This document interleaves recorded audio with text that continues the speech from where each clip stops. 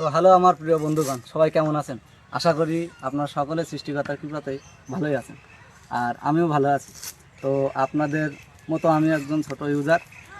আমার নাম সূর্য সর্দার। আমি বাংলাদেশের সাতক্ষীরা জেলার ছোট্ট একটি গ্রামে বসবাস করি। তো এবার আসি আসল কথাতে।